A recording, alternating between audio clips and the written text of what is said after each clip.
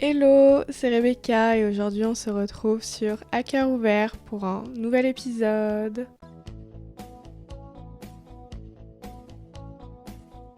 Parlons de cette fameuse question, tu veux faire quoi plus tard?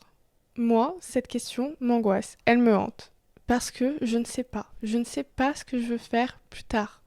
Voilà, donc arrêtez de me poser cette question parce que ça me stresse, parce qu'à chaque fois qu'on me la pose, ça me rappelle que je ne sais toujours pas ce que je veux faire plus tard.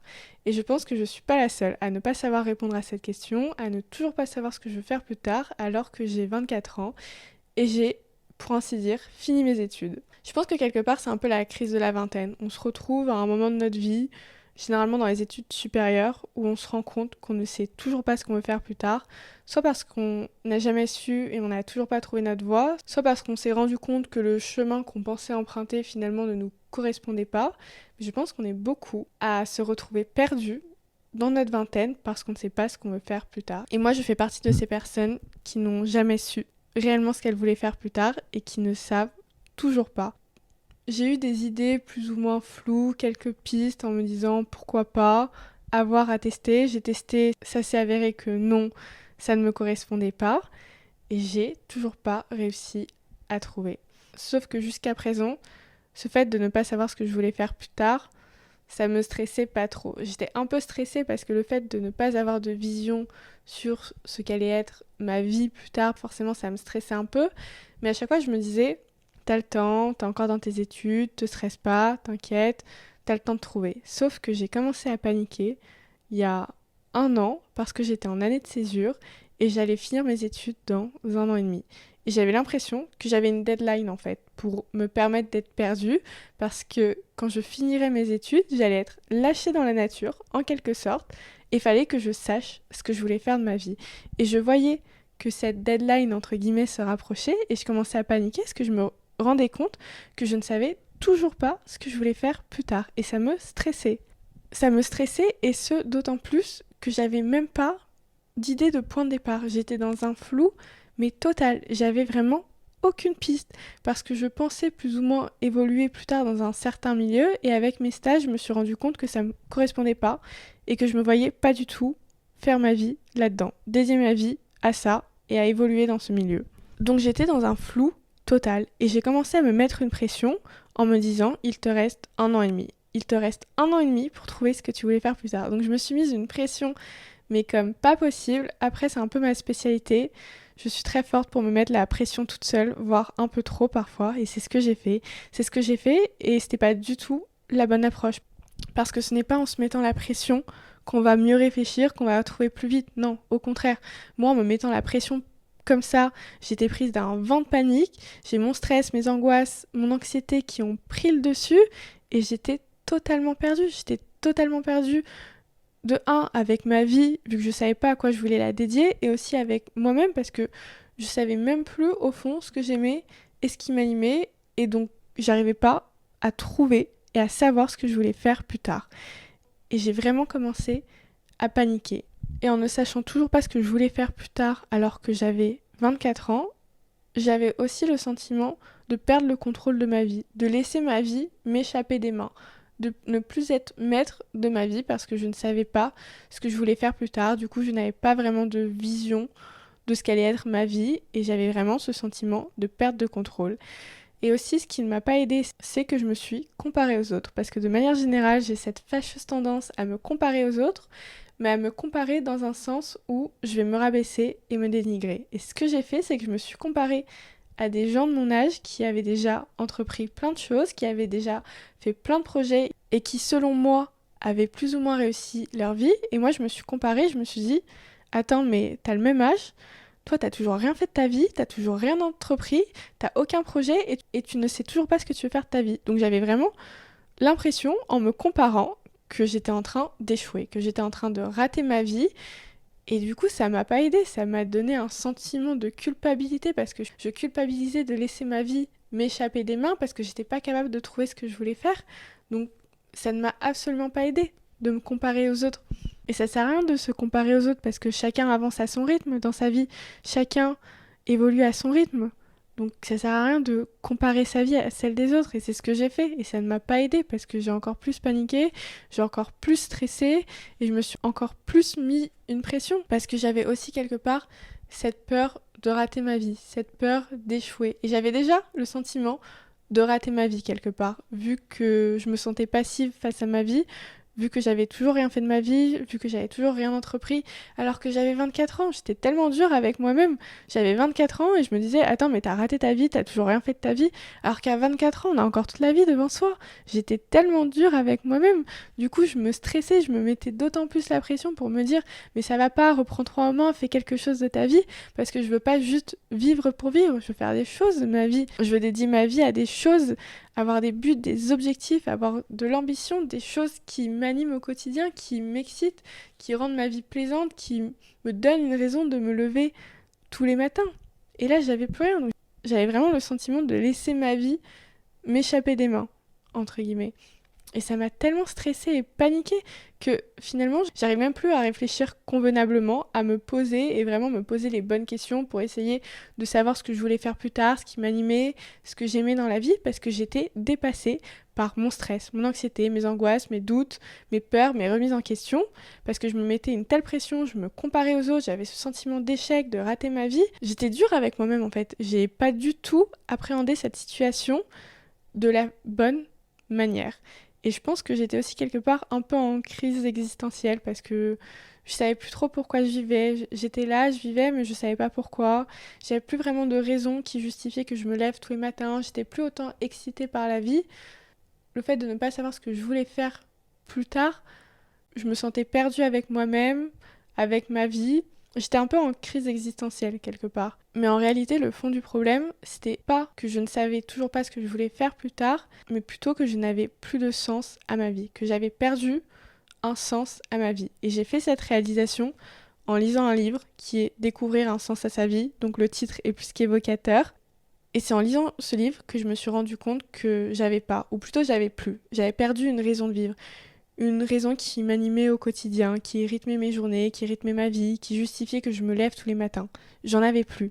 Et ce livre explique que de manière générale, la vie de l'être humain est toujours dirigée vers quelque chose ou quelqu'un d'autre que soi-même, que ce soit un but à atteindre ou une personne à connaître et à aimer. Et moi, à ce moment de ma vie où je me suis réellement sentie perdue parce que je ne savais pas ce que je voulais faire de ma vie n'était ni dirigée vers un but, ni vers une personne. J'avais perdu très clairement un sens à ma vie. Et c'est pour ça que j'ai eu un sentiment de perte de contrôle de ma vie, ce sentiment de réellement être perdue avec moi-même parce que, en réalité, c'est que j'avais perdu le sens de ma vie. Et pour appuyer le fait qu'on doit donner un sens à notre vie, que c'est nécessaire, il cite Nietzsche qui dit « Celui qui a un pourquoi, qui lui sert de but, de finalité, peut vivre avec n'importe quel comment ». Et quelque part, j'ai eu un déclic. Je me suis rendu compte que j'avais plus de pourquoi je vivais, pourquoi je me levais tous les matins. J'en avais plus. Et on a besoin d'un pourquoi dans notre vie. C'est ça qui justifie justement qu'on vive, c'est ça qui donne du sens à notre vie. Et moi, j'avais plus mon pourquoi. Alors pas forcément un pourquoi sur le long terme, mais au moins un pourquoi qui justifie à l'instant T pourquoi tu vis. Et moi, j'en avais plus, je l'avais perdu. Alors que jusqu'à ce moment, j'avais toujours eu un pourquoi dans ma vie. Pourquoi je vivais. J'avais toujours une raison qui justifiait que je me lève tous les matins. Pendant un moment, c'était l'équitation parce que j'étais en compétition, donc j'avais des objectifs. Après, c'était mes études, je savais pourquoi je travaillais parce que pareil, j'avais des buts, des objectifs définis. Donc j'ai toujours eu un pourquoi dans ma vie. Et j'étais arrivée à un moment où je l'avais perdu. J'avais perdu cette raison de vivre. Et on a besoin d'un pourquoi dans notre vie. Et il ne fallait pas que je trouve ce que je voulais faire plus tard en réalité. Il fallait que je trouve mon pourquoi.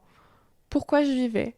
Il fallait que je retrouve plutôt une raison de vivre. Alors pas forcément sur le long terme, mais à minima, à moyen terme. Que je redonne du sens à ma vie. Parce qu'on a besoin d'un pourquoi dans notre vie. C'est ça qui nous permet d'affronter les difficultés de la vie, d'affronter les épreuves. C'est plus facile de se le relever quand on a un pourquoi, quand on a une vision de pourquoi on vit. C'est plus facile parce que ça nous donne la motivation de surmonter ces épreuves, ces difficultés de la vie, que ce soit nos remises en question, nos peurs, nos doutes, même nos échecs. Tant qu'on a un pourquoi, ça rythme notre vie, ça donne du sens à notre vie et c'est beaucoup plus facile d'affronter la vie de manière générale. Et donc le fond du problème, c'était que j'avais perdu un sens à ma vie. Et c'est pour ça quelque part que je n'arrivais pas à trouver ce que je voulais faire, parce que je n'avais pas de pourquoi je vivais. Le plus important, c'est de trouver notre pourquoi. C'est pas le comment. Une fois qu'on a notre pourquoi, après, le comment s'en suivra. Et moi, le problème, c'est que je cherchais le comment. Je me focalisais pas sur le pourquoi, mais plutôt le comment. Parce que je suis ce genre de personne qui a besoin d'avoir le contrôle sur tout. Et j'ai du mal à lâcher prise. Et j'ai ce besoin de contrôle sur tout, sur tellement de domaines dans la vie, et du coup sur ma vie de manière générale. Et le fait de ne pas savoir ce que je voulais faire plus tard, j'avais ce sentiment de perte de contrôle. Donc je déteste ne pas avoir le contrôle sur les situations et donc sur ma vie, je vous en parle même pas. Et donc je cherchais un comment pour essayer de reprendre le contrôle de ma vie. Sauf que j'étais pas dans la bonne direction, c'était pas sur le comment qu'il fallait que je me concentre, mais plutôt sur le pourquoi. Parce que à partir du moment où on a un sens à notre vie, peu importe le comment, peu importe tant qu'il y a du sens à notre vie, le comment finalement importe peu. Et donc j'ai réalisé que j'avais juste la mauvaise approche, que je cherchais un comment j'allais faire ma vie, comment allait devenir ma vie, au lieu de chercher mon pourquoi. Alors que c'est mon pourquoi qui importe, parce que c'est mon pourquoi qui va rythmer ma vie, qui va donner du sens à ma vie. C'est pas mon comment. On s'en fiche du comment. Ce qui importe, c'est le pourquoi. Parce qu'avec le pourquoi, tu peux affronter toutes les difficultés de la vie, surmonter toutes les épreuves. Et donc, je me suis rendu compte que la cause du problème était surtout que j'avais perdu un sens à ma vie.